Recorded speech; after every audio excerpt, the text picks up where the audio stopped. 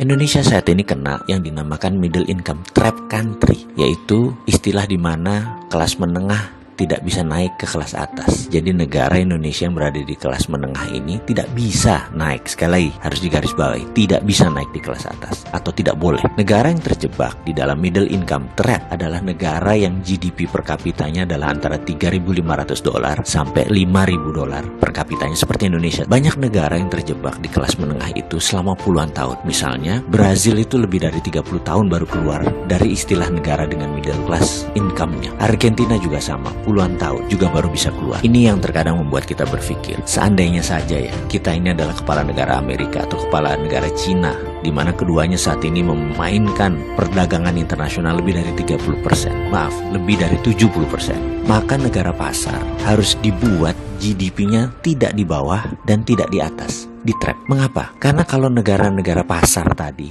income-nya naik, maka negara tersebut harus menjadi negara produsen, dan ini malah menjadi kompetitor negara besar. Nggak boleh. Jadi nggak boleh negara tersebut jadi produsen. Kalau negara tersebut miskin, misalnya GDP-nya di bawah 1.000 per kapita, mereka nggak mampu beli barang Cina dan beli barang Amerika, dan kedua negara itu nggak mau membuat negara tersebut miskin. Makanya negara-negara market harus dijebak di tengah. Cara trapnya bagaimana? Dan mengapa harus di trap atau dijebak? Biasanya negara yang berpenduduk besar yang dijebak di tengah oleh negara kapitalis. Caranya dengan jangan jadikan mereka negara produsen dan manufaktur. Kedua, jangan jadikan mereka swasembada pangan. Terakhir, jangan mereka bisa mengendalikan energi. Ada sebuah perkataan dari Menteri Luar Negeri Amerika dulu namanya Henry Kissinger. You control the food, you control the people. You control energy, you control the country. Kalau mau mengendalikan rakyat, kendalikan pangan mereka. Kalau mau mengendalikan sebuah negara, kendalikan energi mereka, minyak bumi mereka. Kita kasih contoh sederhana negara Venezuela yang baru-baru ini. Negara ini menghasilkan minyak lebih besar dari Indonesia. Suatu saat Venezuela melawan dalam tanda petik Amerika